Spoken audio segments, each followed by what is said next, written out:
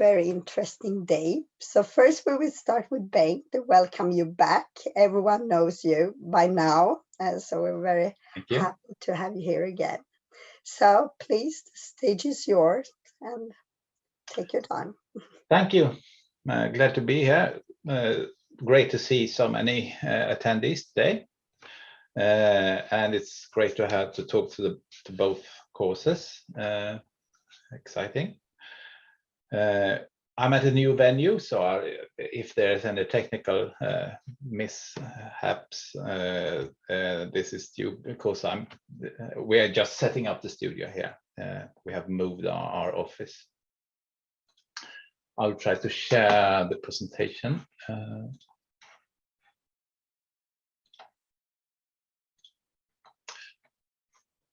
There you go.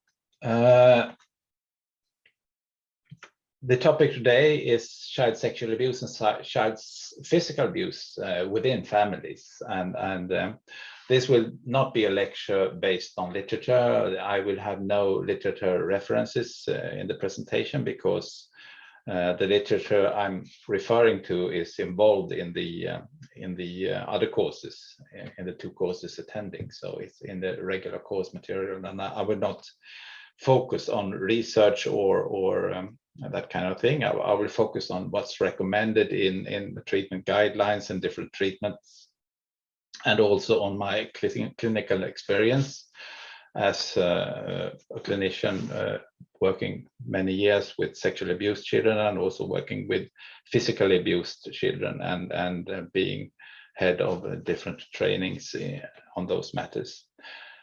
So that is what we will do the next 2 hours. And I will encourage you to write questions in the chat and also to turn on the mic and interrupt me and ask questions directly during the presentation, because this is a discussion lecture. And this is how I will structure it. I will base my presentation on the common ingredients in all treatment modalities for traumatized children, whether it's physical or sexual abuse they have experienced, the issues of safety and protection, the issues of psychoeducation, parts of the treatment therapy, the affect regulation kind of interventions, and the trauma narrative or exposure parts of treating these children, and the relapse prevention interventions or interventions to prepare for future. So I will go through these, spend 10-15 minutes on each, and discuss similarities and differences between child abuse cases, whether they are physical abuse or sexual abuse, and I will focus on abuse within the family, abuse by parents, siblings, etc., family members that the child is depending on or living with, and also have some reference compare the differences when there's an external abuser in both cases. So we will focus on each of the left hand side issues one at a time. That's my idea. And please protest if you want me to talk in another way, but this is what I've prepared. Okay, let's start with the safety protection side. My slides will be quite boring. It's one slide for each section.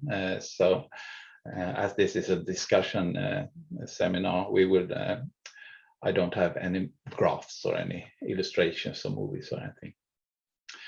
So regarding safety protection, why is that important in all treatment settings? Well, of course, it's quite obvious that when a child has disclosed or know that people outside the family know about the abuse that has occurred, whether it's sexual or physical or both, it's vitally that the abuse stops, that the child feels like that Other people now know about it, society know about it, and they do everything they can to have it stopped. That's important, not just for that it would be harmful for the child to be experience more abuse, but it's also harmful for the child to experience that the adult society lets the children down and doesn't protect them when they know. That's an important issue for the child's health and development of trust in others. So it's important that when we know about abuse, we make every effort to make sure that it doesn't happen again. That's the first issue. But there are other reasons too, that safety and protections are important issues in any treatment model for abused children. Another issue that's important is that we want to prevent any distortion or manipulation of the child, because all physical abuse and sexual abuse doesn't happen in a vacuum, especially in families. It's surrounded by some kind of secrecy or some kind of demand of the child not to tell, to be loyal, not to disclose, or threats about what will happen if you disclose, and so on. And these kind of manipulations of the child can create cognitive distortions and misconceptions of the child that needs to be addressed in treatment. And by keeping the child safe from those kind of interventions from the abuser is important, and that leads to recommendations in treatment of abused children, that they shouldn't have contact with the abuser, at least not unsupervised contact, and because they might be influenced in a bad way about secrecy or about guilt or about the children's right to report what happened and to seek protection and so on. And here there is a difference, I think, between physical emotional abuse on one hand and sexual abuse on the other hand, because physical emotional abuse in a family is less secretive.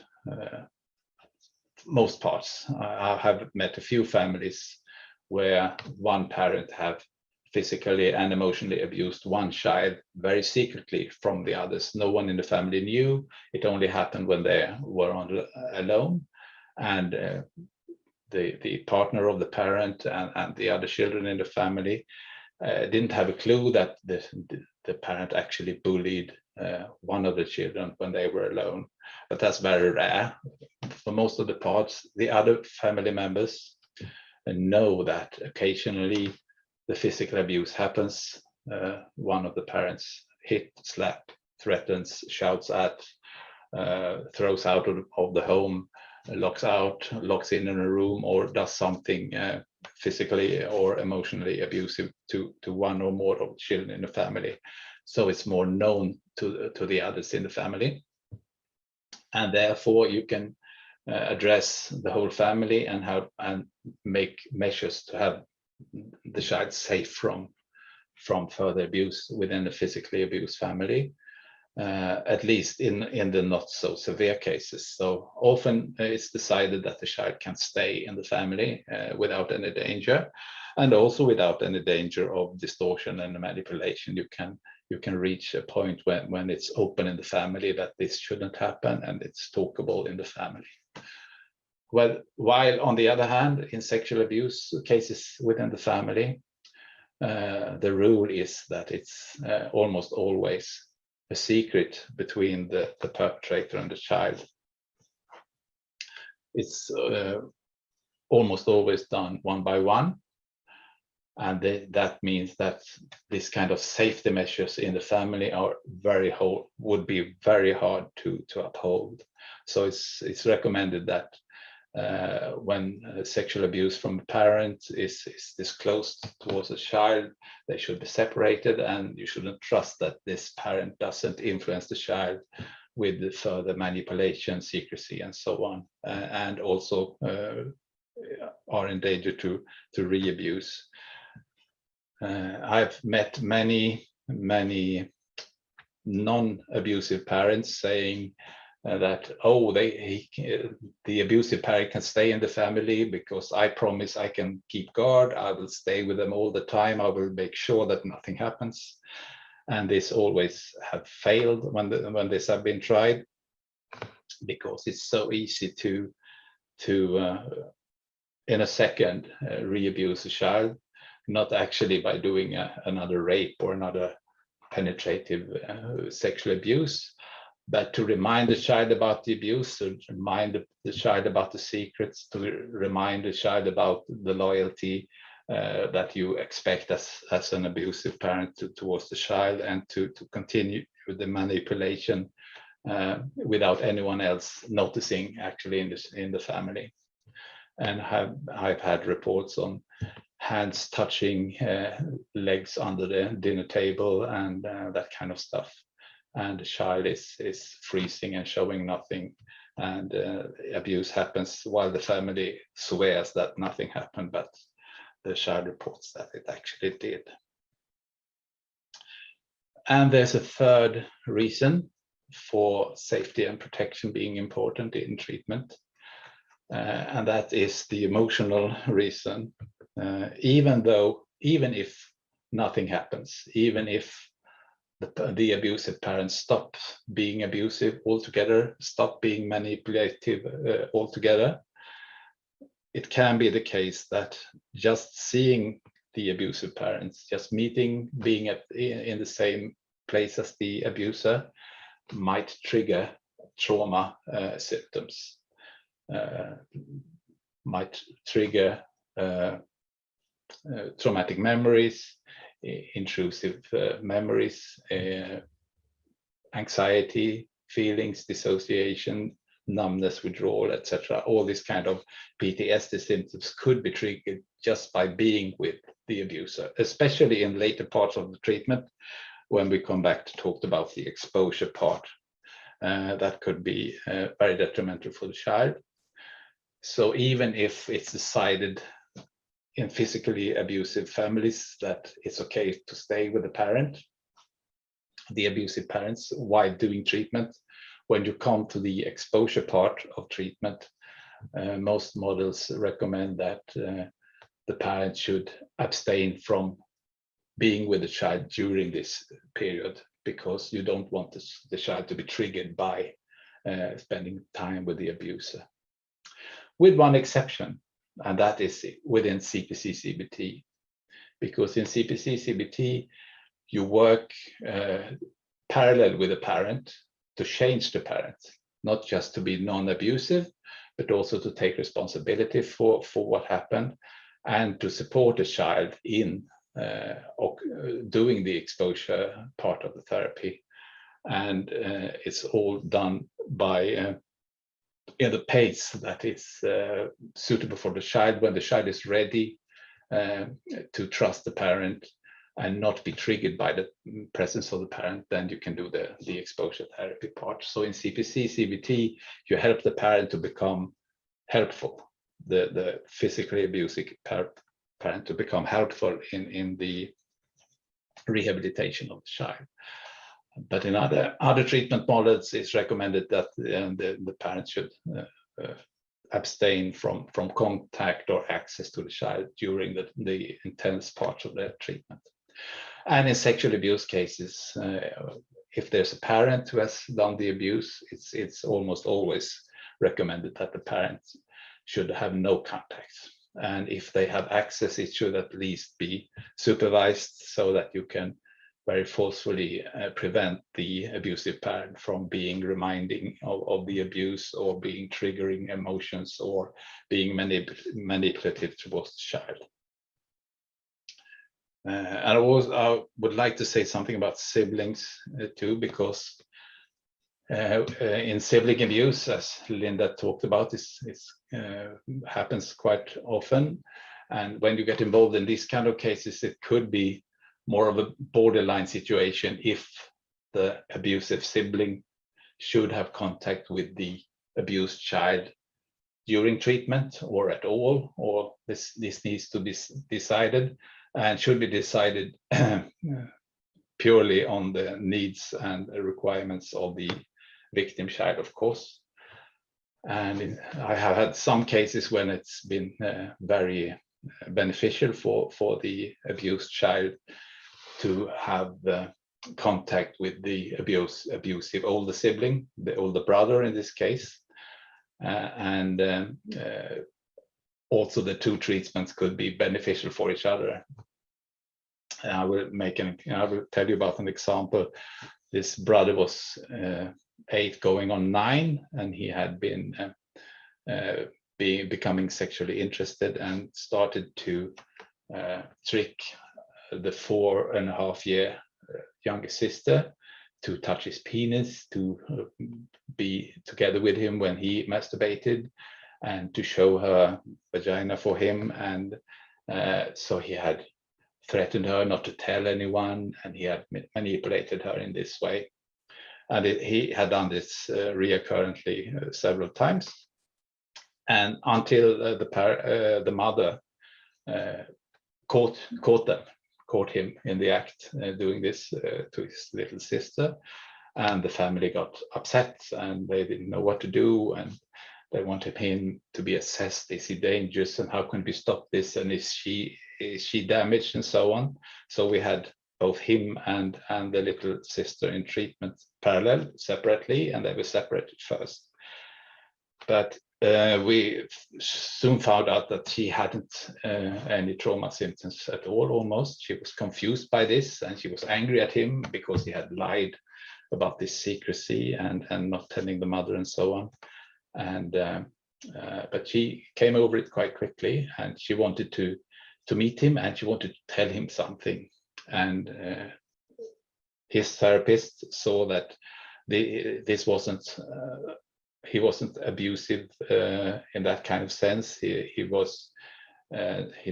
knew what he had done, and he was regretting what he had done.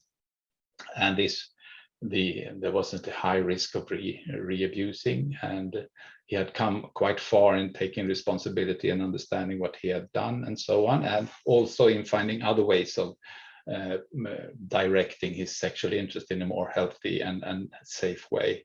And he wasn't especially turned on by younger children. It was just that she happened to be there. So we arranged the meeting, and it was solely done on the manuscript that the young girl had decided together with me as her therapist. And she wanted to tell him something, and then she wanted him to promise something. And the first thing she wanted to tell him was, now I will say in Swedish, she wanted to tell him this: ajabaja sockermaja. That was the kind of cute way parents had to say, parents used when they told the children that something was out of order, sort of a rhyme. And she wanted to tell this to the younger brother, and he laughed and understood what she meant, and she said, yeah, that's right, I deserve that. And then she wanted him to promise never to do it again and never to lie to her again, and he did. And this was very beneficial for them both, and they could eventually have a good sibling relationship further on.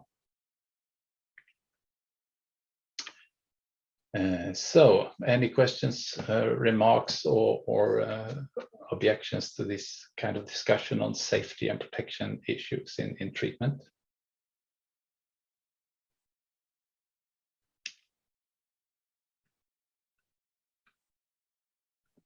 Okay. There's nothing in the chat. No, good, thank you. I'm getting bored of my own voice, but that's the. I will continue that. I'll talk a bit about psychoeducation. This is a part of all the of TFCBT and of all the other trauma-focused treatment models that we have. And why do we do this? Why do we have include teaching kids things when they have been traumatized physically or sexually, and especially when it's been done within the family? Well, there are several reasons. Because someone has done something to them that isn't allowed, and that is damaging for them. Whether or not they know that, or whether or not they have felt that it has been bad, or if they didn't care or didn't think it was anything unusual, they need to learn what is right and wrong, what is against the law, what is harmful for children. And that's something that all children need to learn. And when they have experienced this kind of abuse, it's in a hurry that they need to know it now. So that's one reason. They need to know what's right and wrong, and what is good and bad for children. And they also need to discuss this in relation to what is accepted in my family, especially when it comes to physical and emotional abuse. So in some families, it's a tradition to slap the child if they are misbehaving, or to threaten the child with terrible consequences if they misbehave, and that's considered normal in that family or in that cultural context, even though that we know that it's harmful to the child, and in some cases it might be, in Sweden it's against the law to slap the child, and in many countries it is.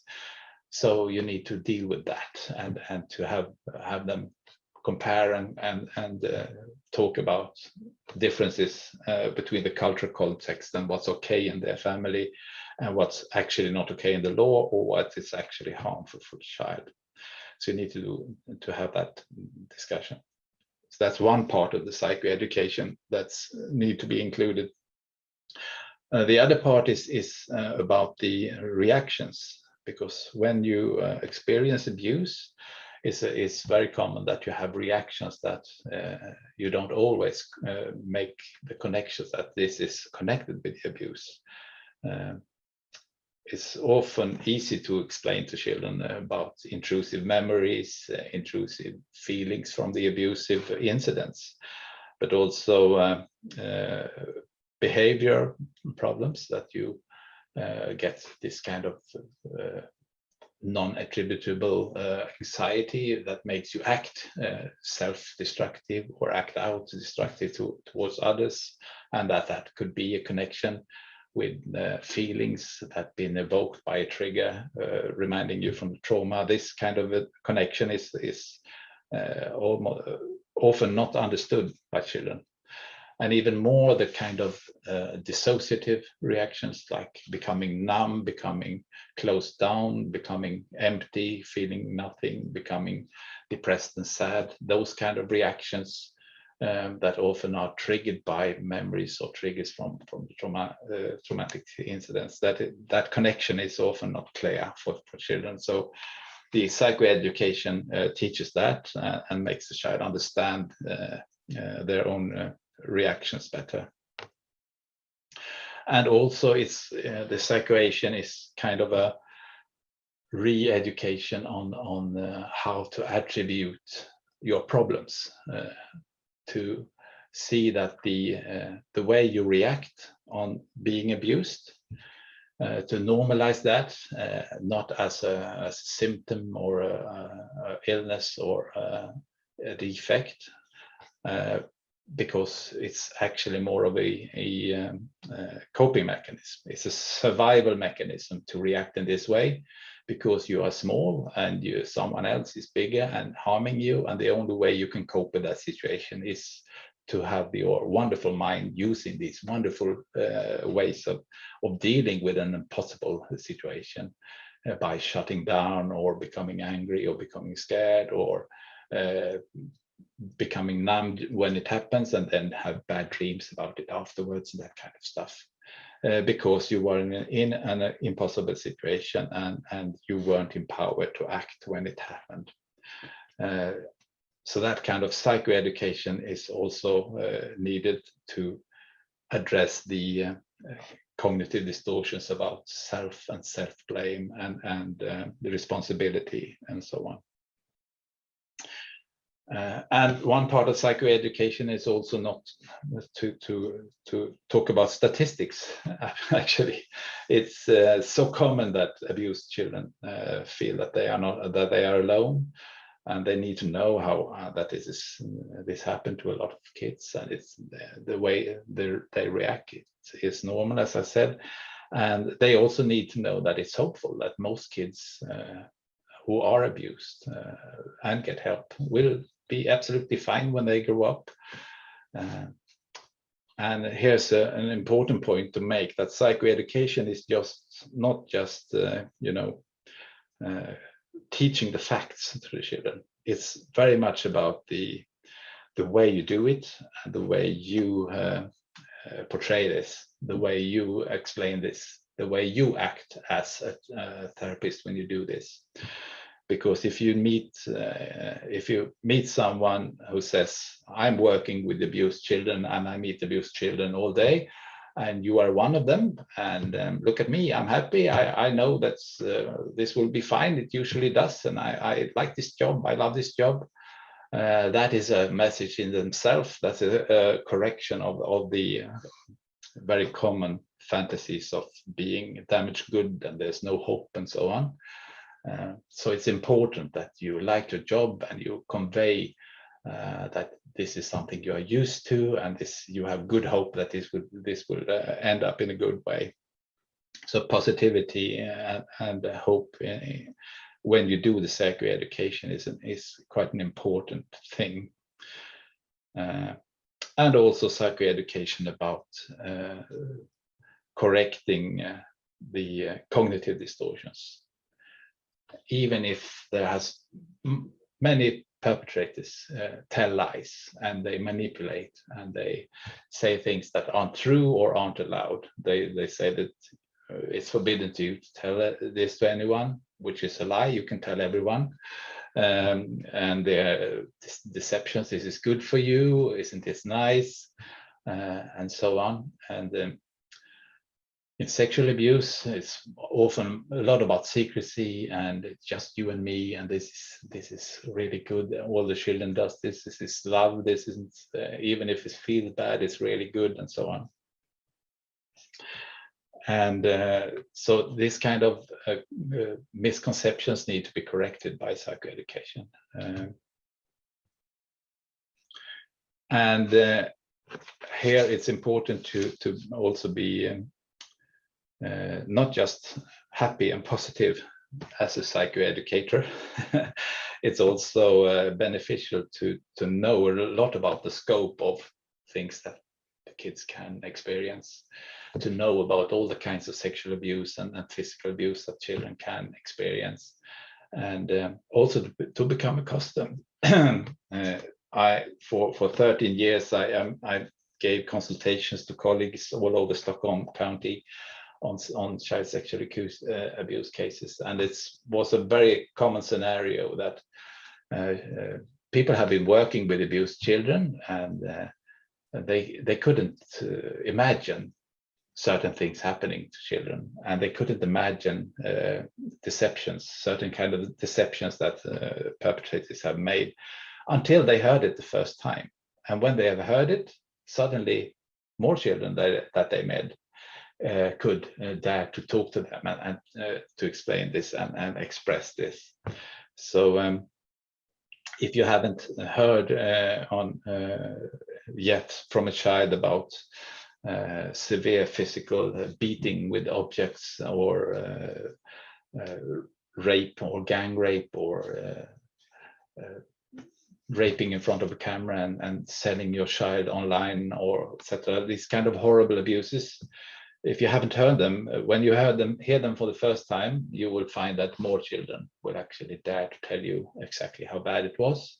So this is also becoming used to and learn about all the kind of things that could happen to children and how children can react helps when you do the psychoeducation. That's an experience.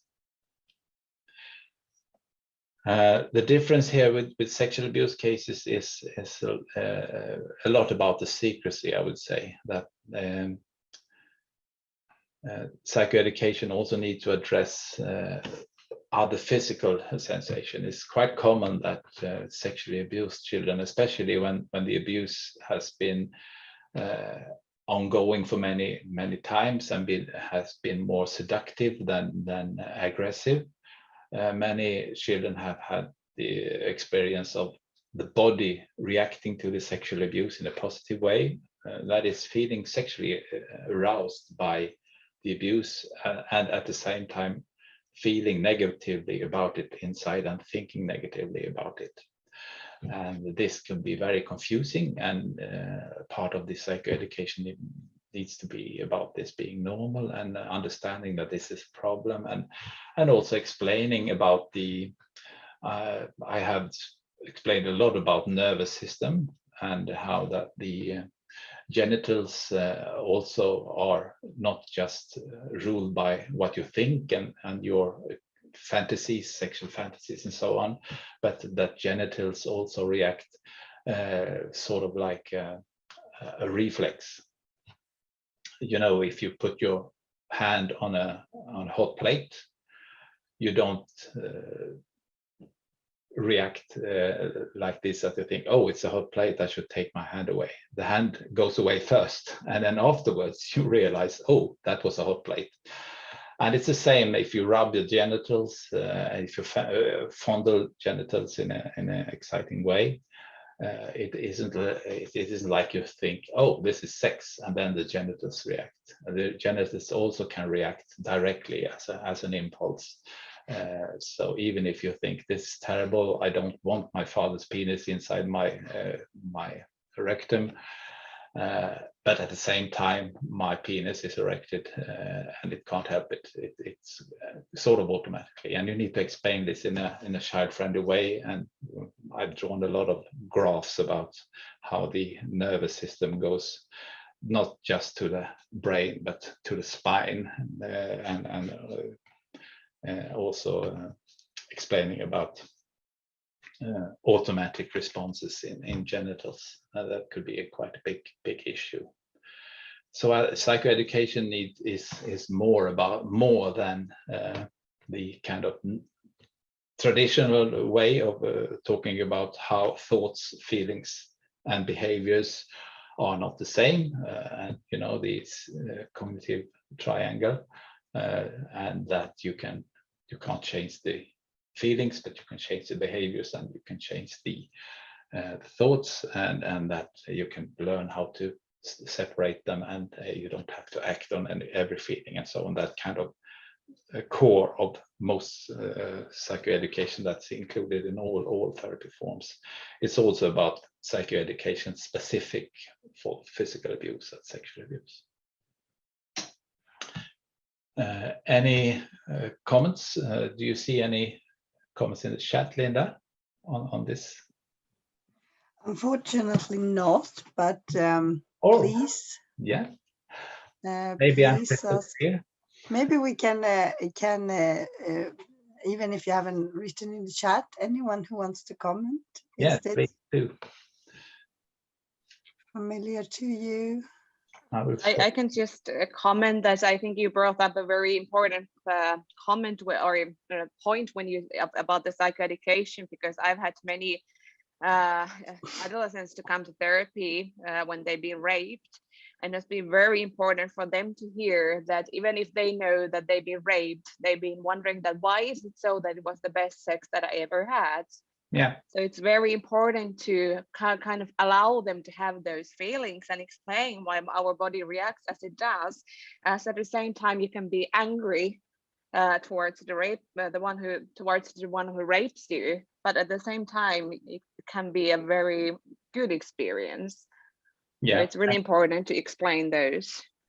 Good, yeah, and children often learn how to anticipate abuse, and you meet a lot of children who initiate the abuse, who either make the father angry so they get the slap so it's over with, because they can see that the father is building up the anger and soon he will hit me really bad.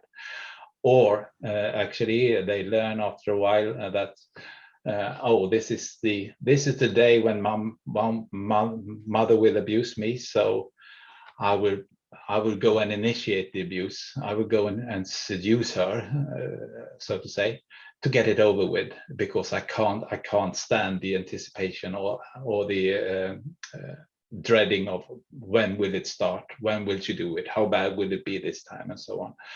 So and this also is making the children's mind very confused, and the issue of attribution of responsibility very mixed up for them, and you need to explain that this is a normal way. This is completely understandable, that if you know by experience that the sexual abuse will happen soon enough, it could actually be a quite smart move to get it started, to get it over with, so you have the control, you take over some control of the abuse from the abuser, and that is an issue that could be quite problematic for people. So this kind of information is good to know about, and if you have heard it, you know that this is something you need to explain to children. Thank you. So Bengt, can you say something more about that, how you can do in treatment, for example, when children are like running back to the perpetrators, or I myself have worked with children or young people who self-harm through sex and have this like destructive sexual I think thank you. Yeah, the intervention, I think, should be based on curiosity, and together with the child explore why do you do this, how does it work, what does it do for you, and help them to find why this is quite a clever and smart way of handling things, and then from that explore how could we do that in another way that is less harmful for you in the long run. So I think that's the way forward. I'm thinking about finding an example of that. Yeah, I worked with a young boy who ended up prostituting himself because he had been abused so many times, and it was also this mix of excitement and shame and being abused, and we did explore what kind of purpose this filled for him, and why he did it, and what needs it met, and if he could meet those needs in another way, and what the reasons were that he wanted to stop, and so on. And also he can find some clues in the way that the perpetrator had talked to him. They had flattered him so much, and they had made him feel very special in a way that no one else had before, and now he could find other ways of being special, and then he didn't have the need to prostitute himself anymore. So it could take a while, and it needs to be addressed. So to normalize it and to investigate it, and to gradually help them find other ways to it, and if needs be, for younger children, to protect them, actually to make it stop, to prevent people having access to them. So Bengt, do you think it's, I don't know if it's like correct, but we would talk about it a little bit more also in the afternoon with Åsa, but sometimes you talk about like turning patterns, at least among adolescents, that they actually are like aroused on like destructive things. And do you think that could be like that by investigating this with the curiosity, but also maybe like problemizing around what this causes you, like for example, like harm in different both psychological and physical, that can actually solve also what they are turned on to, or could you say something about, do you understand what I mean? Yeah, I do. And like Tändningsmönster in Swedish. The arousal patterns. What turns you on. Yeah. I think the key issue, I would say, with all children is to mythologize this thing about arousal patterns, because children, even more than adults, I think, are so preoccupied. Why do I get this inside my head? Why do this turn me on, and so on? And it shouldn't, and I feel ashamed for it, and so on. And that is bullshit. Excuse my friend. Yeah. My favorite intervention there is to talk about fern trees, Christmas trees. Mm. Because I try to explain to them, and this is part of my favorite psychoeducation part, is that to explain what makes us aroused. We don't. Okay. People get aroused by all kinds of things. People get things popping in their head when they do have sex. It could be penises, it could be vaginas, it could be siblings, mothers, fathers, it could be fern trees. I've heard so many things popping into people's heads. So a bit of sexology there, and normalizing what pops up in your head and what turns you on, and separate that from what you need to act on. And actually, it's okay to fantasize on one thing and do another thing, and that kind of stuff, because they are, especially teenagers, are so occupied with who am I? Am I someone who is turned on rough sex? And does that mean that I must be self-destructive and go and seek out partners who treat me badly?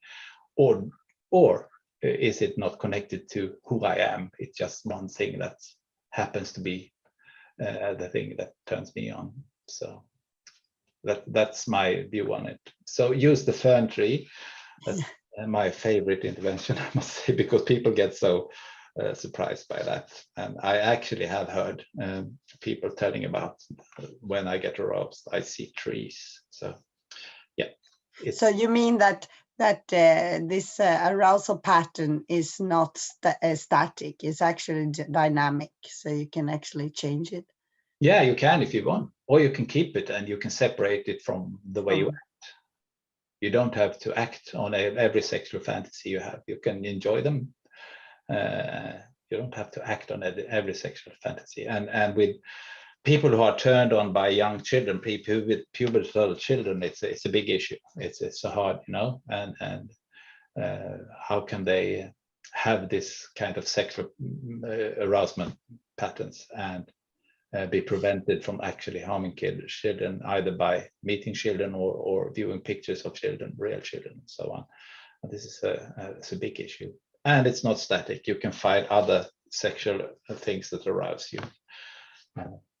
But it's especially in the teenage years, I find when people are looking to get their identity sorted out, and gives a lot of thought of who am I? Am I a rapist? Am I a sadist? Am I a masochist? And so on. It's important to de-dramatize that and to make it more, not such a big issue. That's my advice. Thank you. Yeah, thank you. So maybe it's time for a short break, or if there are any more comments or questions about this.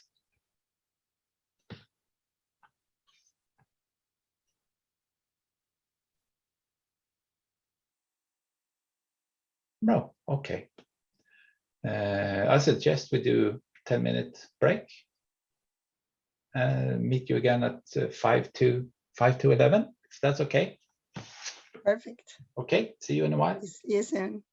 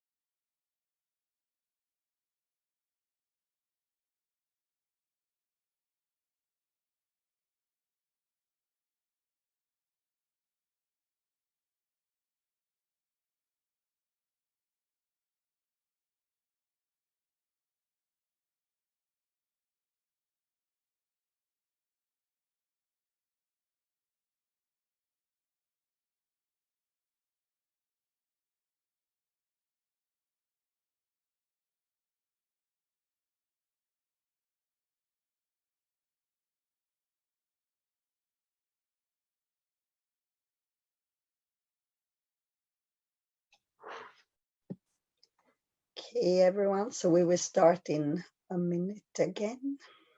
1 minute.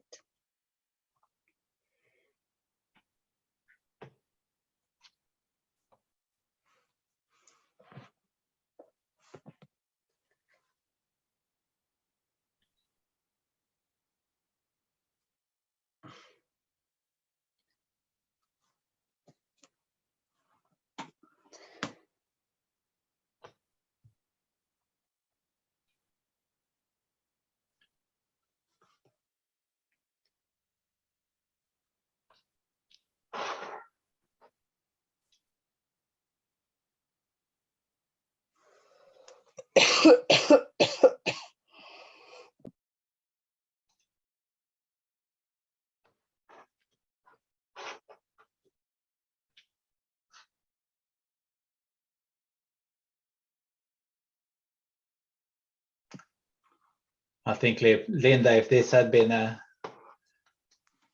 in real life lecture, you would have been at home, wouldn't you? Yes, absolutely. Absolutely. But at least I know it's not COVID, since I both have anti-crops and have had my first injection. So it's just an ordinary cold. Good. So yeah, so it's 5-2. So yeah, please, Bengt, continue. Thank you. Any thoughts or comments that arose during the break?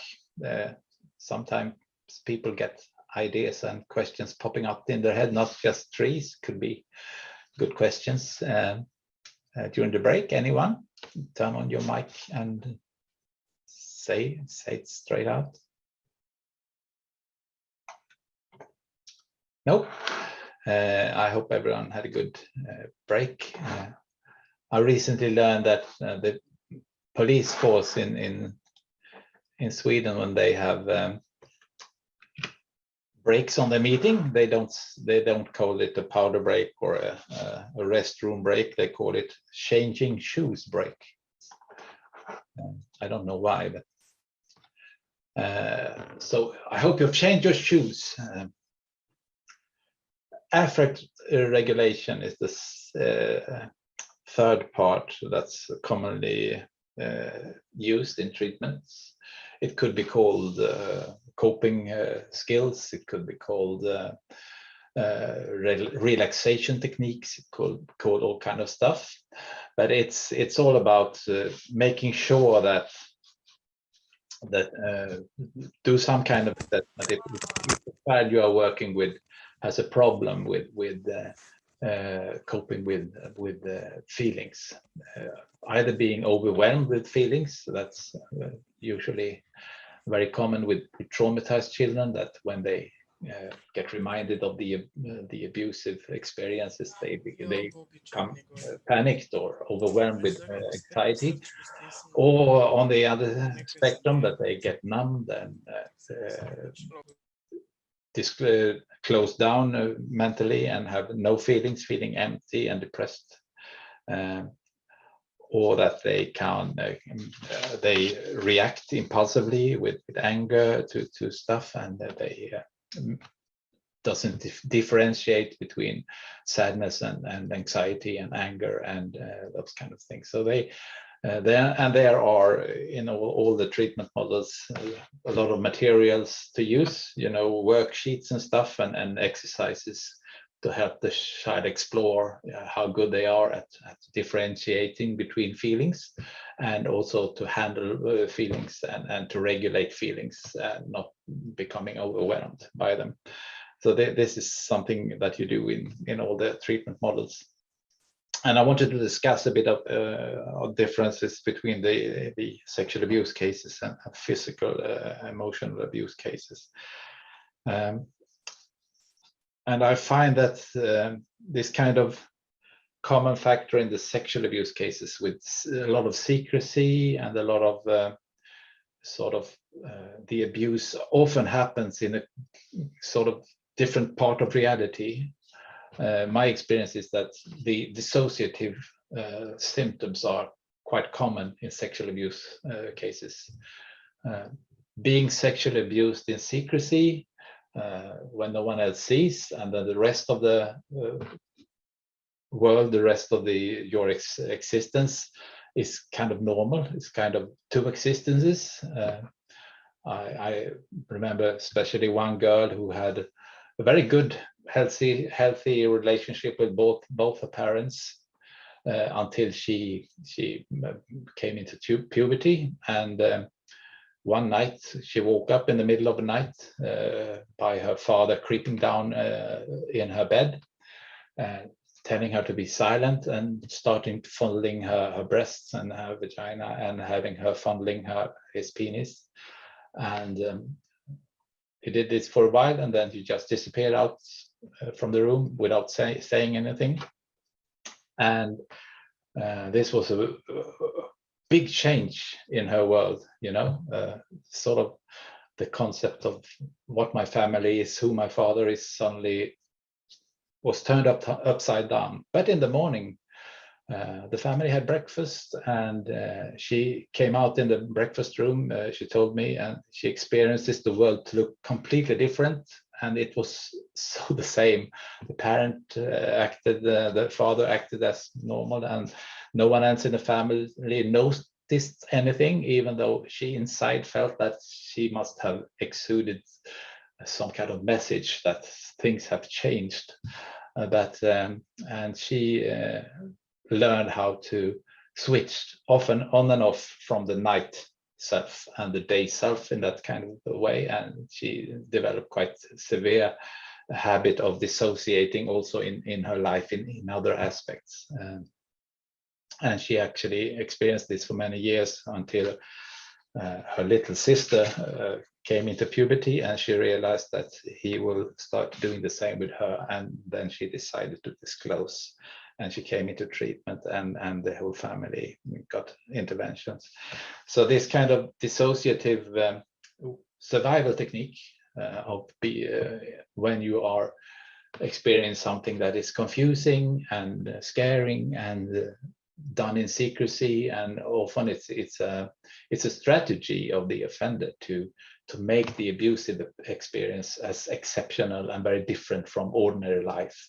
And this might foster this kind of survival technique that could be dissociation, and could lead to dissociative symptoms spreading onto other parts of life too. And this is something that needs to be addressed, and I think it's more common in sexual abuse cases than it is in physical abuse cases, because physical abuse and emotional abuse within the family is more public. Even if it's a family secret, the other people in the family knows that occasionally my father get angry, especially on Fridays when he takes his beer, and the slightest thing you irritate him, you will get beaten.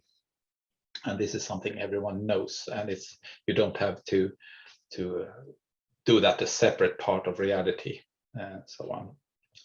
So this kind of dissociative symptoms, and explore them, and helping the child to see them as survival techniques, and also to make them more interact with other feelings. And it can take all kind of parts, kind of forms, this kind of dissociative survival techniques, dissociative symptoms. Young children often do it like imaginary friends. It isn't me who is experiencing this abuse, it's my imaginary friend, and she's very angry and upset with this, but I am not. I love my father, and it's okay, everything is okay. And or it could be just becoming numb and empty and disappearing from the world. Many children talk about out-of-body experiences. It wasn't me that was abused. I was up in the ceiling looking down at myself from the ceiling, or that kind of stuff, or just fading out. And in some cases, and I suspect in more cases than we actually realize, children and teenagers develop dissociative identity disorders, or pre stages of that. That is that the imaginary friends they feel like they are real persons, and you switch on and off between different kind of personalities, and even you can have memory loss, so you can act and behave with a different voice and be like someone else, and when you come back to be your normal self, you can't remember what you have done and so on. And that's the more extreme cases, but it's important to know that could actually be the extreme end of dissociative survival strategies. And I have met young children, very small children, who I categorized as geniuses, experts in dissociation, because it's a tremendous survival technique. If you can fade out and disappear, and it's as if the abuse doesn't happen to you, you know, it's a good survival technique, but it's harmful in the long run. Of course, you can't live your life like that, so you need to deal with it afterward. But in the moment, it's understandable. I remember one teenage girl who we had in a group therapy for sexually abused teenage girls, and she was finally decided to report the one who had abused her. She hadn't told anyone who had abused her. She just had told that she had been sexually abused and she wanted to attend this group. And after a while, she decided to report that it was actually her stepfather. So she reported that, and she was very damaged girl, a lot of symptoms and a lot of numbness, a lot of feeling like she wasn't living in the real world, a lot of self-destructive behavior and so on. And I met her just after the police interview and asked how did it go? Did you manage to say anything? Are you feeling okay after the police interview? And she said, yeah, I could say anything. I could say everything that happened to me. I remembered it all and I could tell it in detail.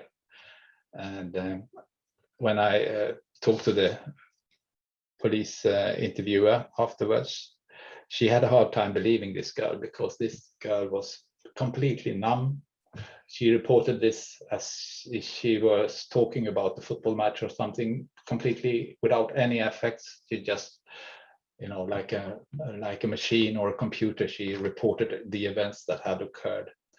And the girl told to me that when she did this, when she entered into the interview room, she felt quite good, quite okay, and she told the police everything, but she was blind during the whole interview. She dissociated all her sensory eyesight, so it was quite scary, she said. I felt numb and empty inside, and I could report everything that had happened, but I couldn't see anything until I was out of the interview room. And these kind of experiences could be quite frightful and fearful, and it could be very hard for the children to talk about them and discuss them. And it's important that you know that they exist, and you can listen to them and explain them and help the child to learn to regulate these kind of experiences, so they don't have to dissociate this way in everyday life, so on. And I also want to make another point regarding this affect regulation theme in therapies. It can be quite provocative for children, actually. I've met quite a few children who get upset because they have been told that they need to get treatment. You know, the older brother has abused them, or the father had hit them, or the mother had hit them, and so on. And now they are told by the social worker that you need therapy for this, and they are sent to a therapist. And the therapist said, oh yes, we need to teach you a lot of stuff here. We need to teach you about psychoeducation stuff, and we need to teach you about affects and how to control your feelings and how to handle feelings and so on. And they can become so provoked by this. it's not me who need to control my feelings. It's the perpetrator who couldn't control the feelings and couldn't control their actions.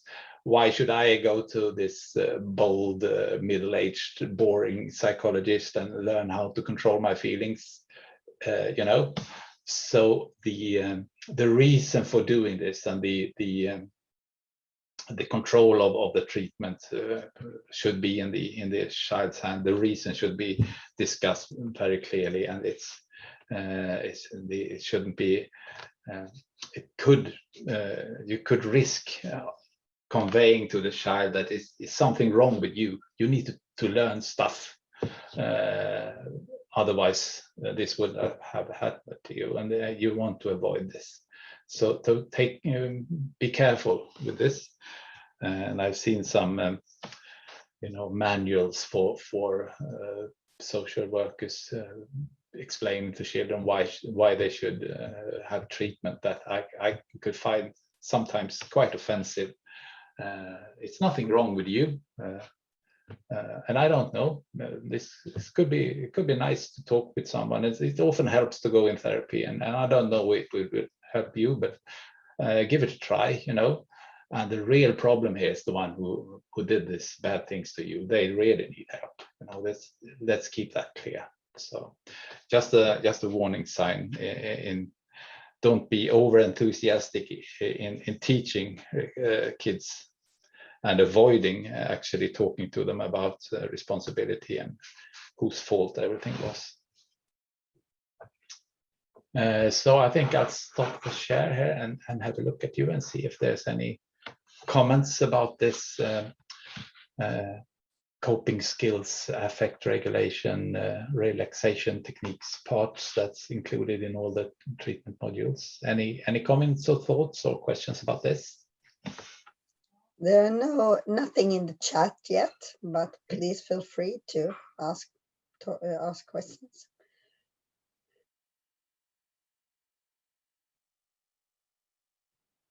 No? Okay. Thank you. Back to my predictable slides.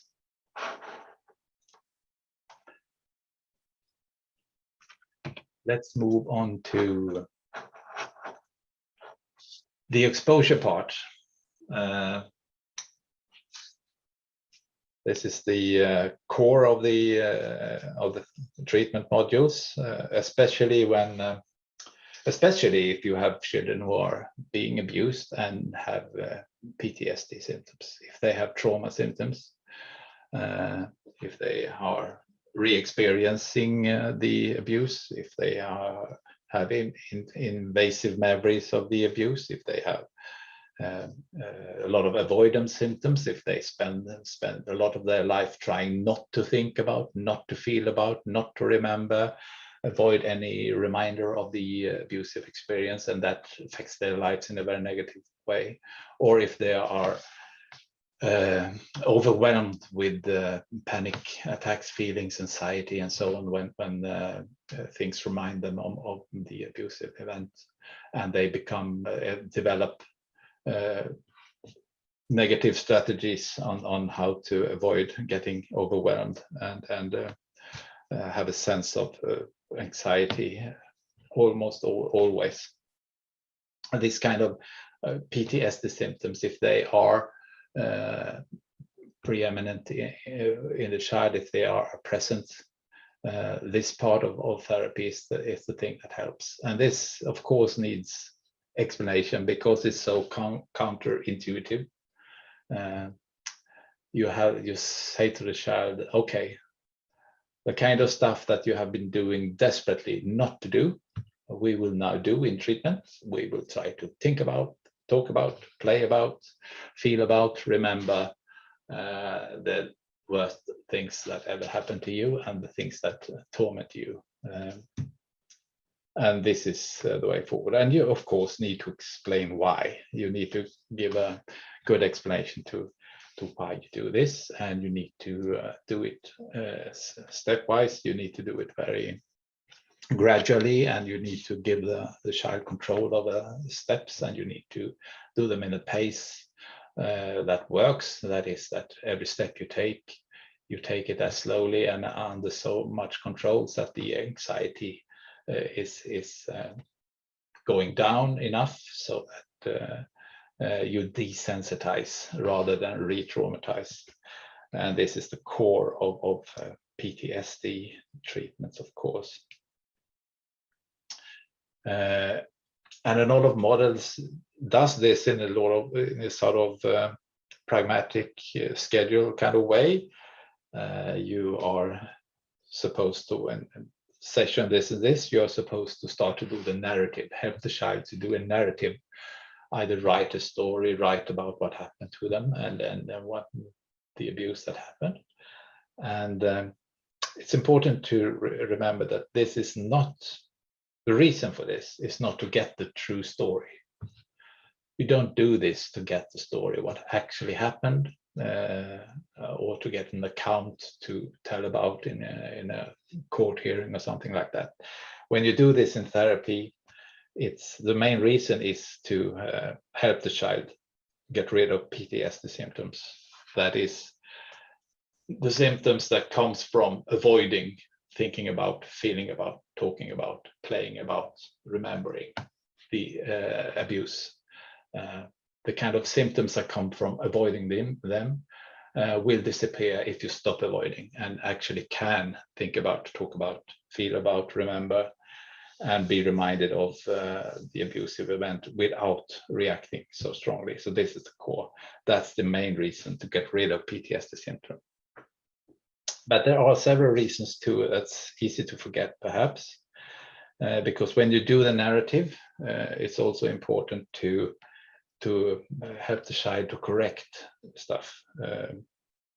When you do the narrative and the exposure, try starting to talk about or think about or draw about or play about or what you do about what happened, you will find that the child surface thoughts and feelings about attribution, whose fault was it, whose responsibility was it what happened, and this is an opportunity to help the child to correct that, and then to discuss how can you see this in another way and why do you think so, and to do question, help the child to realize that okay, it wasn't actually my fault.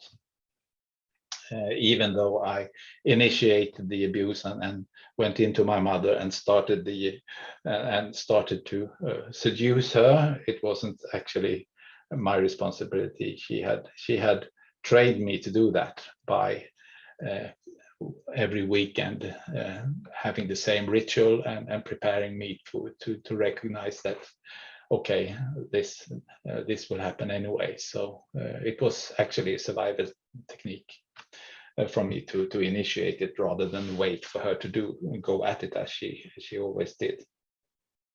That kind of thing, help the child to correct cognitive distortions during this work, and to also to re-evaluate the self-image that the child often has about what they did. I find that especially sexually abused children who have been abused in privacy when no one else present, no one there to see anything or hear anything, and the only option they have is actually to not do anything, not scream, because these are family members, these are parents or older siblings that they are depending on. They have been fooled to think that it is normal, or they have been threatened not to say anything, or they have been trained to dissociate in this way that the offending parent had done this in this kind of separate room kind of thing, separated from ordinary life. So the only option is to minimize the damage while it happens, and not to protest or act or anything and so on. And I find it's very useful to help the child to, in the narrative, find the slightest actions and actually reinforce them. Many children say that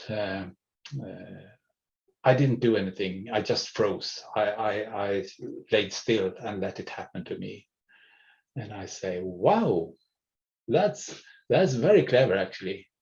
How did you feel? Oh, I thought, oh, if he wasn't so big, I would hit him and throw him out the window. And I would say, wow, that's an action. That's very brave of you. Because many children I meet, they couldn't dare to think anything. They were totally closed off. So, oh, you had these thoughts in your head. That's very good of you. That's a good action. Wow, you were strong there. Of course, you couldn't do anything. You know, he was 2 meters tall and you were 3.5 years old. Why should you?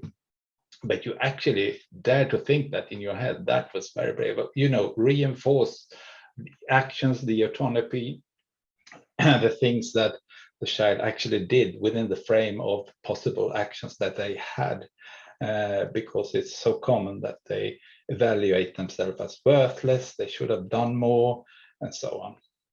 And this is also, of course, happens in physical abuse, but it's those kind of thoughts are often more about I should have screamed more, I should have fought back, I should have got some help, I should have been strong so I could have beaten him, I should have won over him, and so on. So it's other kind of self-blame that you find there, and not this kind of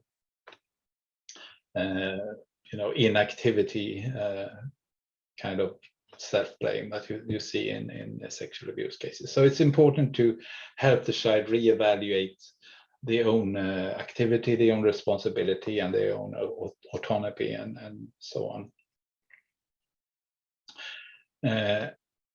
And there's also another reason for doing this, to getting a narrative together, not to get a true story, but a narrative, to get a story so that the child recognizes, okay, this is what happened to me.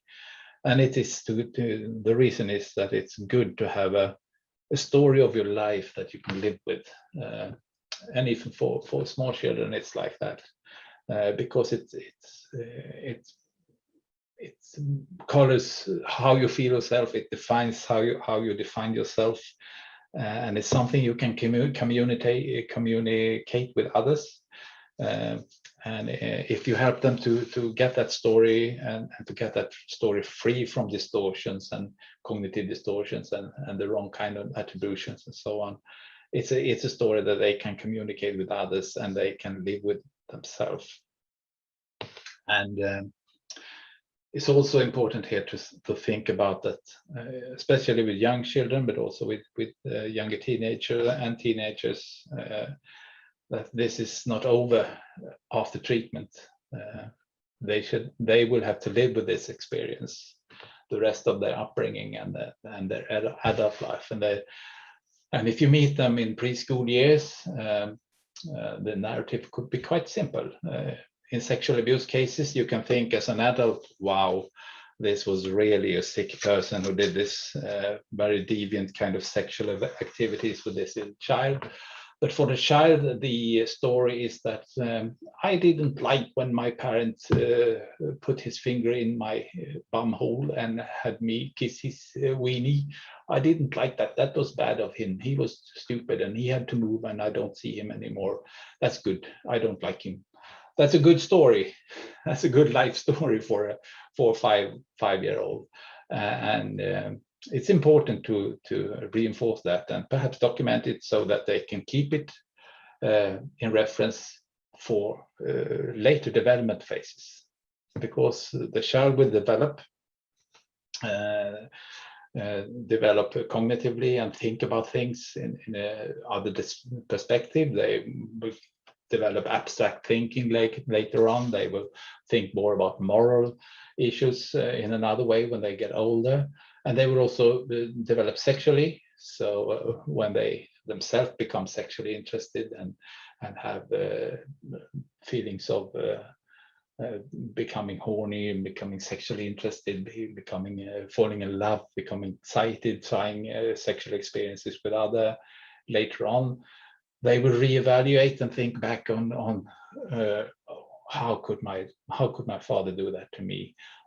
How could he be turned on by me? How could he think how can he do like that? How could he act like that? You know, and it's a new frame of reference when they get older and they develop. So to have a story that's not distorted, a story that doesn't have the wrong kind of attributions, so on. Also, it's a help later on in later stages of life, and to live with the story without getting symptoms later on because of what happened earlier on. So this is important to get the narrative, not just for the treatment now, but also to have a story that makes it possible to live with this happened to me. And that, of course, it's the same with physical abuse, but again, it's less complicated with physical and emotional abuse because the things you need to straight out is more about power, who is in charge of who is responsible for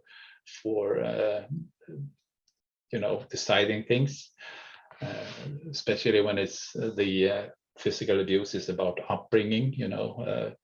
Parents think that they need to slap the children because otherwise they don't behave. That kind of physical abuse.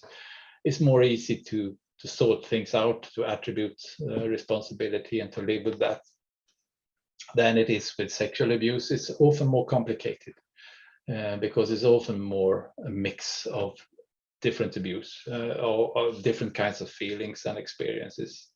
It could be positive, it could be aroused, it could be often secrecy, it's often a lot of deception going on that's less straightforward than it is in physical abuse cases. So you typically need more time to explore the sexual abuse.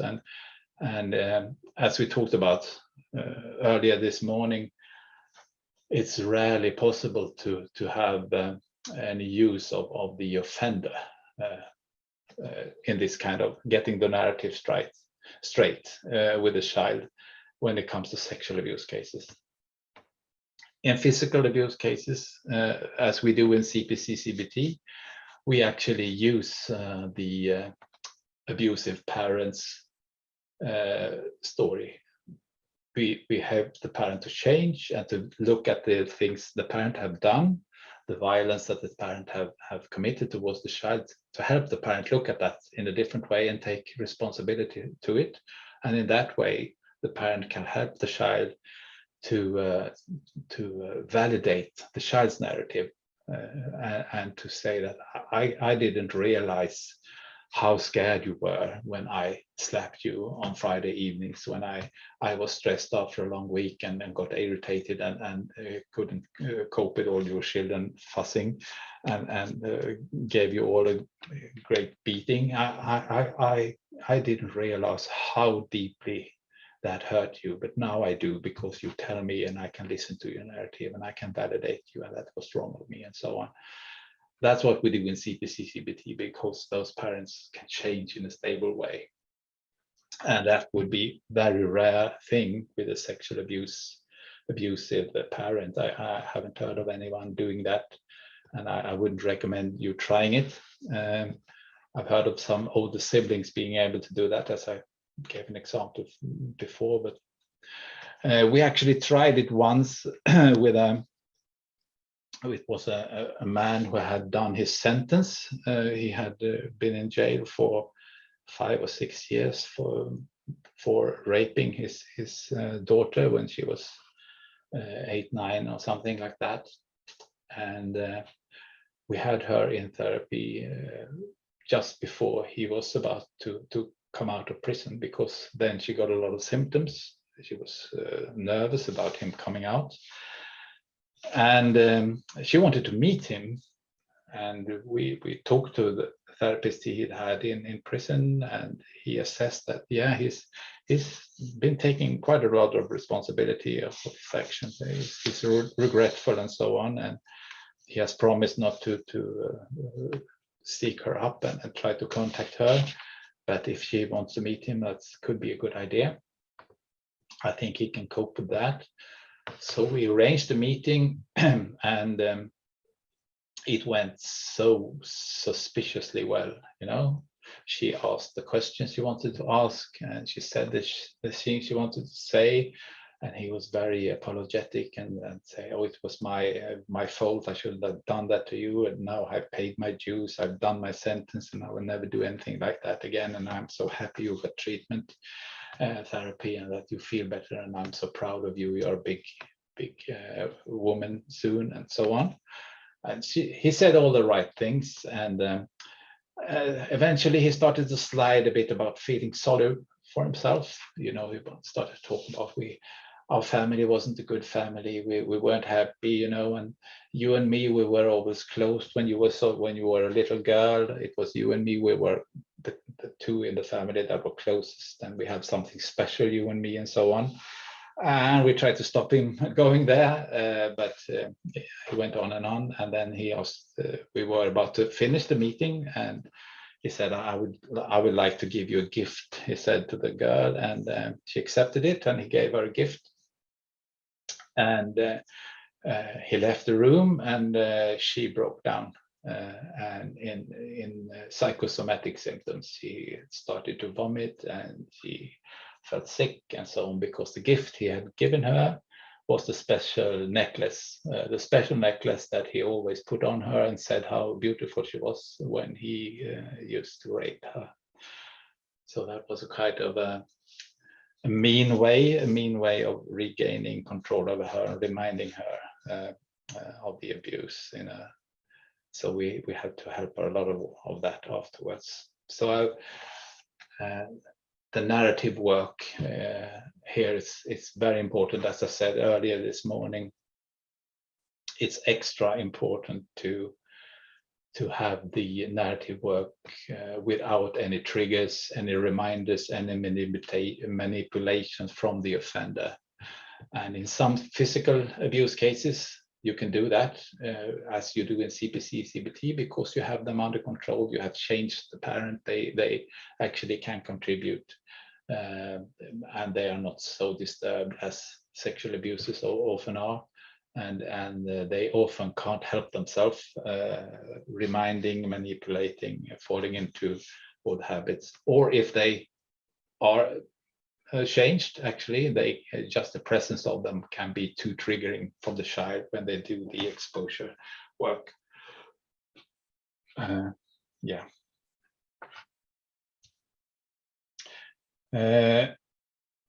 And Bengt, there are some questions if you want to have them now, or do you want to? Yes, please. I have a few more words to say, but absolutely, like, do the questions now. Thank you. Yeah. So it's Marianne. Do you want to ask your question? Oh, hello, no, Marianne. I'm police from Ireland, I suppose, and I can see how important, I suppose, with working on the PSTB is with a child. But in Ireland, we have to do the guardian investigation first before therapy starts. Do you understand me? The interview has to take place. So, and I'll be honest, we're not trained therapists, the interviewers, Thank God. So yeah. But I suppose it's not, I suppose, re-hurting the child in some way, or it's to try to get the best for the child while also trying to get the evidence too. Do you know? I know. I would suggest the opposite, actually. I've met more sexually abused children anyway, who appreciate the police interviews more than the therapy, actually. Really? Okay, good. That's good to hear. I actually got questions in court once. I was summoned to testify about what a child had said during therapy, which is unusual because courts usually don't want to hear that, but they did this in this instance. And the child actually hadn't told me anything about the abuse. She had just played with me about the abuse. She had played the games that the father used to play when he abused her, and she had talked about feelings, and we had processed this in play, and she hadn't talked to me more than a couple of sentences. But at the police interview, she had told the police everything, every finger, every penis, everything he had done to her. She was 6 or 7, and great. And you have opportunity there, because you can use the fact that you will not be there, you know. You will not be there to do the follow-up thingies. You will not be there to remind them. They can do this once in a lifetime, tell it all to you, and then leave you, and you can cope with it best you want. So surprising. You see, I suppose we have some. I suppose we have one case now, but the poor child is very damaged and not able to meet with anyone yet, you know. But what I'm saying is the courts here really don't want. They want the guard interview really to take place before therapy, in case there's some concern that there might have been, I don't know, not leading, but they you know, but we have one child, I mean, she's under a high court order now because she really is in a high support placement. She's not, we know this abuse took place, but she's really damaged, the poor child, you know. So, but as I said, the real therapy can't get in there yet until they've confirmed we've had the guard interview, you know, which she's not ready for yet. It's the same here in Sweden, and I suppose in most countries. If you are going to do a court case, if the police interview is going to be valid in court, it needs to be very fresh and very early on. And hopefully the child has been prepared. You know, now you will meet the lady and she will ask you these questions because she is a police, and it will be hard because she needs to get evidence and so on. And she won't be very much bothered with how you feel and so on. You will meet another one afterwards to do that. And that's, you know, you need to prepare the children so then they know why this, so they don't expect, you know, to be comforted and to get a lot of explanations on why you ask questions and why you don't ask questions and so on. And I find that surprisingly many children appreciate the police interview as an opportunity to tell it all and just leave it there, you know, and don't. So it's, but more so in sexual abuse cases than in physical abuse cases. Physical abuse cases is more intertwined with, you know, custody disputes. Exactly. And in most cases, children, even when they've been taken away, they want to go back to those parents in most cases. You know. And it's so on. And the severely traumatized children, as you're talking about this high court case, I think it's important to be open for that. Sometimes you can't expect the child, you can't prioritize to get the perfect police interview. Perhaps you need to go in with therapeutic interventions before, even though it disrupts the evidence, because you need to save the child from self-harming or you know, we only get prosecution in 10 or 20% of the case most. So you need to do this evaluation, of course, as you do in Barnhuset, what needs to come first and so on. But most of the kids I've met, they like you. They think it was easy to talk to someone because I knew it only had to be 2 or 3 times. It's so painful to you, Bengt, because you drag up all these feelings, you know, and I know I need to go through them, but it's painful, you know. I know it is. Let's take it easy. We'll meet next week. I like the police interview most because I could tell her everything and then I could leave it there. It was like putting it in the box and turning the key and walk away. Okay, good, thank you. And you are often very good at being no fuss, you know. Traumatized children hate the psychologists with tilted heads. Do you have them? Oh, okay. You know, and you're nothing like that, so they love it. So good. That's good. Thank you. Thank you. And then we have a question from Vedrana.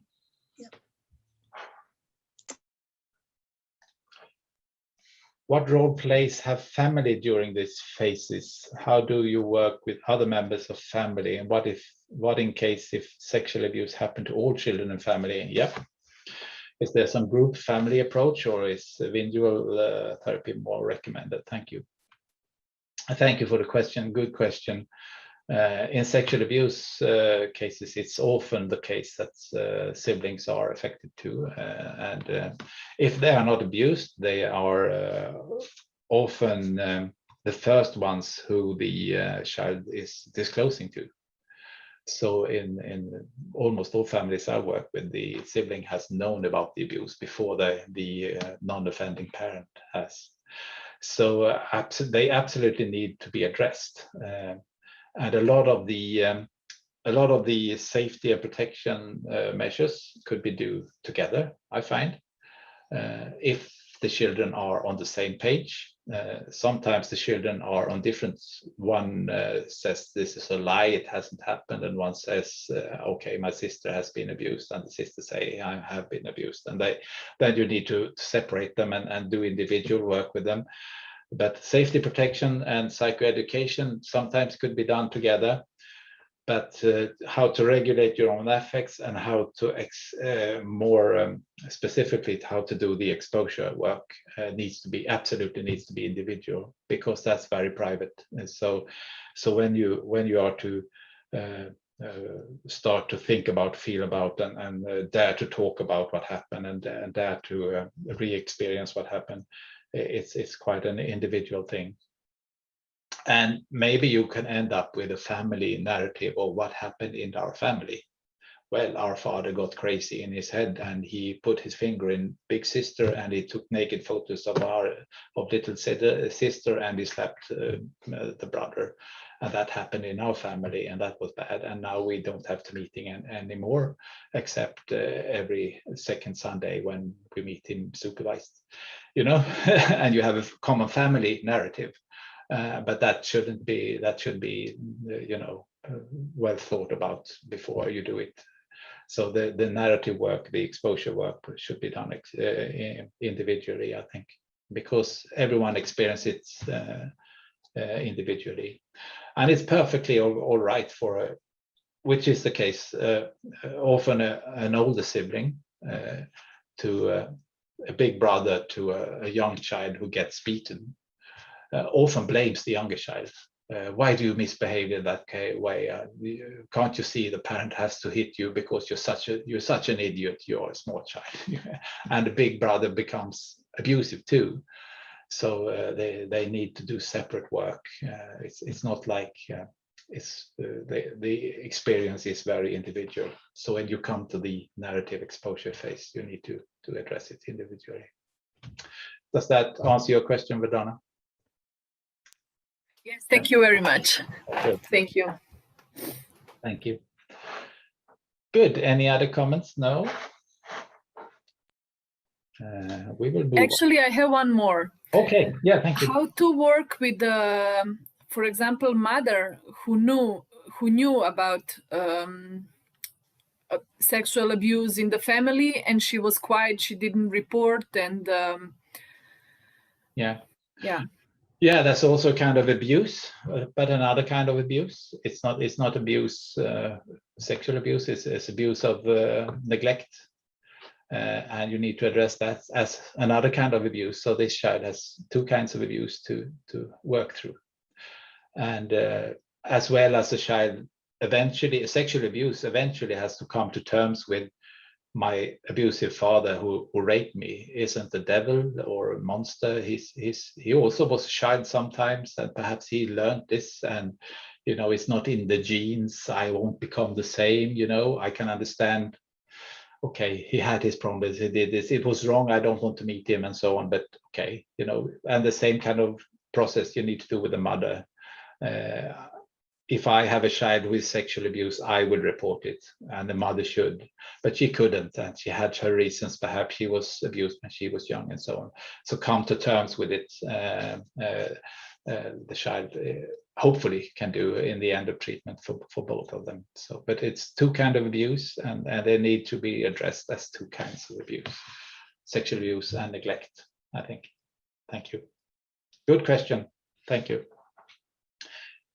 I'll carry on with my last slide because I have slide OCD, so I need to do all my slides. And it's an important field, of course. Relapse prevention, it's called in many manuals, or I prefer to think of it as preparing for the future. And with the abusive parent, as in CPC, CBT, you need to do some work with to prevent the parent not to do this again. You have this kind of safety plans you do. You teach the parent how to calm down and you know, anger control and so on. And in sexual abuse, when you work with sexual abusers, you do the same kind of thing. You help them to get outlet of their sexuality in different ways, and how to avoid the risk situations that would urge them to forget about their responsibilities and act sexually against children again. Of course, you do that, but you also work with the abused child about future, and that's to some kind of relapse prevention is about, you know, helping the child to be prepared to seek help if they need help in the future, to trust others, to not take being abused, and try to be assertive and so on, to make them more robust in the future, and primarily to seek help. So that's good. And also this kind of developmental stages we talked about, to prepare children that okay, you are this old now and you feel fine now, you have no symptoms, and you have made a story, we know what happened, and you are okay with it now, but be prepared, you know, if you have a need to get help in the future, or we have some thoughts or something bother you in the future, you're welcome to come back. And I don't know how it will turn up for you, but I know what when kids get older, they start to think about what they experienced in a different kind of way, and it's very important that you don't close down upon this. You mustn't forget this now. You shouldn't think about it all the time and be preoccupied that you have been raped or that you have been physically abused.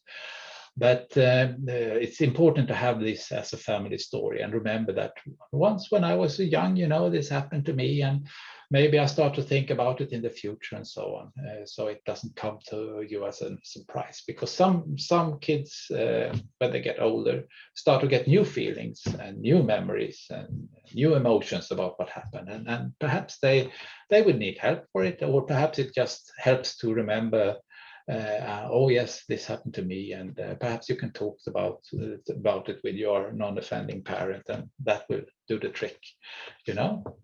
And I've had a lot of kids that were in treatment in preschool years, and parents call back later and report that, oh, it happened as you told me. Now she's in her teenagers, and she came to me and said that, oh, it's so funny, you know, I met this cute guy, and when I see him, I got such a disturbing image of my father in my head when I sort of fancy this guy, and suddenly my terrible dad popped up in my head, you know, and I remember you had said in treatment that this could happen. So I thought, oh, I told her, well, you know, it's not a surprise. You were raped by your father when you were little, so things pop up in your head. It's nothing dangerous, and if it bothers you, we could contact the psychologist again. Otherwise, it's okay. And that was it. That helps, you know. So prepare the non-offending parent, the supportive parents, to not to hide this away and lock it away and never talk about it again, but keep it as a part of the history in the family, so that you can deal with it if symptoms, latent symptoms as we call them, or new thoughts and feelings pop up in later developmental stages and in the future. It's quite important. And a lot of some of the models recommend that you make sort of a story what happened, make a little book that you can keep in the book in a drawer somewhere, and go back and read when you are older. Oh, this is what I wrote about the abuse my father or my mother did to me when I was young, and this could be very helpful. So prepare for reoccurring or latent symptoms or disturbances coming in later developmental stages. And this becomes important in physical abuse cases, of course, because when you develop moral thinking and you get older and stronger, and when you come in this age when the peer relations in the teenagers are more important than relations with parents, and you perhaps come in conflicts with other peers and so on. The physical, the learned responses of being physically abused can be turned over being that you become physically abusive towards others, that you start to fight and so on, as a sort of a reflex coming in later ages. So it's good to be prepared for. And sexual abuse, it's often more about this sexual development when you start to become sexually active more self and go into a serious relationship and falling in love and so on. One note here important is that often the one trigger of sexual abuse, traumatic memories, could actually be, especially when you are abused by a loved parent in the family, is that falling in love could actually be a trigger, a potent trigger. Some teenagers tell me that as soon as I feel seriously about a guy, I get such a high anxiety and panic attack, and it's related to, of course, because I really love my dad. Except all the nights when he abused me, I loved him so much the other, and so falling in love is really hard for me. And we can see this as a root in quite a few of the kids who develop some kind of sexual self-destructiveness. You know, it's easier to get involved sexually with people I don't care about, but if I fall in love with someone, I get bad feelings and sort of flashbacks. So this is important, an important issue for many of the sexually abused children who have been abused by a very loving and caring parent.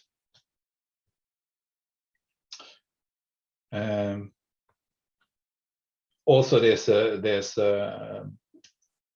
concern in many children about identity, the development of a sense of self and identity development. Is this genetic? Will I become an abuser too? Will I beat my children? Will I get some? Will I be able to have a normal sex life when I have a child? Will I become sexually aroused by my child, and so on? And those kind of issues could be very important to address in this late phase of the treatment.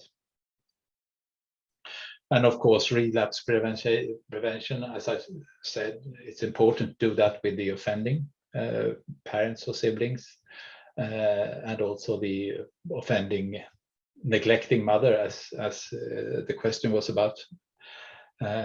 And also the non-offending parent, the supportive parents, need to be prepared to be there and remember what happened, and to be supportive of the abused child in later developmental phases. And siblings, of course, siblings need to have some kind of help of living with what happened in our family, whether or not they were included or not, but living in a family where the father, I didn't suspect, but the father actually had his penis inside my little sister's vagina and filmed it and posted it on the World Wide Web. Living with that isn't easy. When you start to think about your own identity and who will I become as a grown-up. So siblings need to some kind of help and option to talk about this and be prepared that these kind of thoughts might pop up, and to correct kind of cognitive distortions of this kind for the future.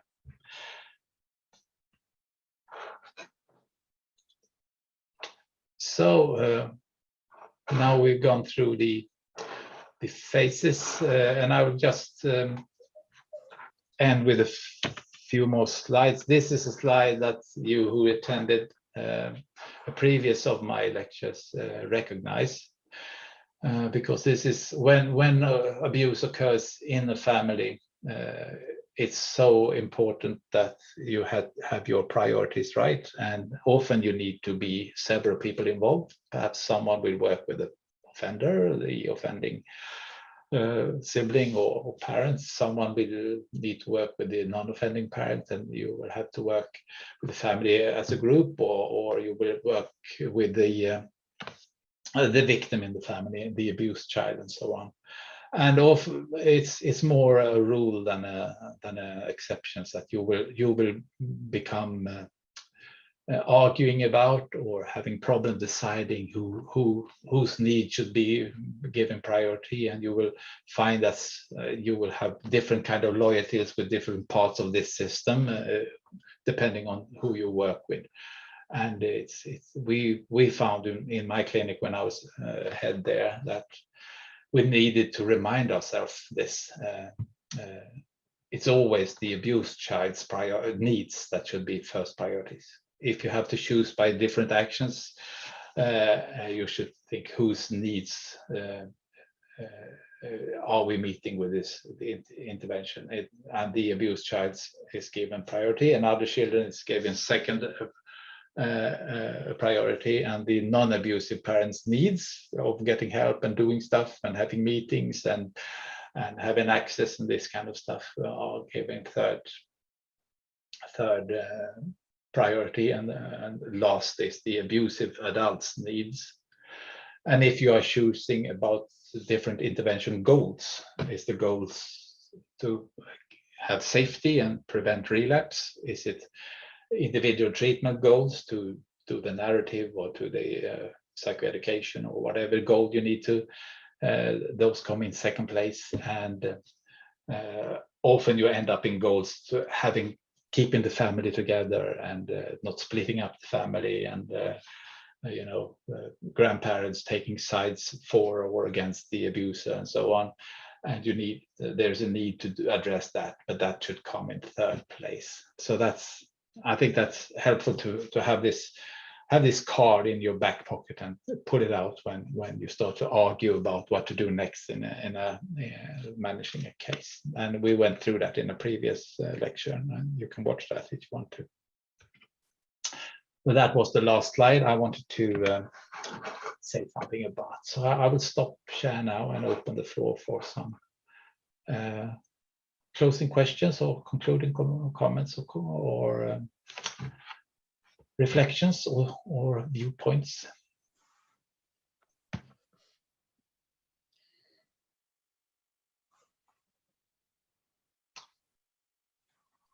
The slides are not very informative. It's 6 headlines and the same content at all the slides, but I sent them to Shona and Anastasia and Linda. If you want them, I'm sure they will give them as PDF files if they could be any help.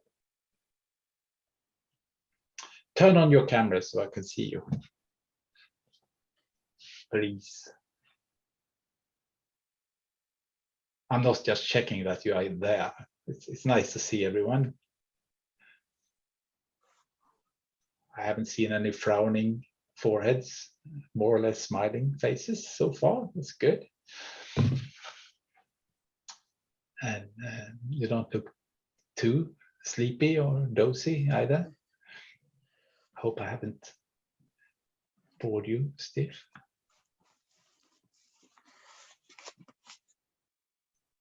Thank you for showing your faces. If there are no other comments or questions, we will say goodbye, I guess, Linda, or? Yes, thank you so much, Bengt. Now my throat is deeper and deeper voice here. But thank you so much, Bengt. And if you have questions for Bengt, just email him. I suppose that's okay, Bengt. Absolutely. Or email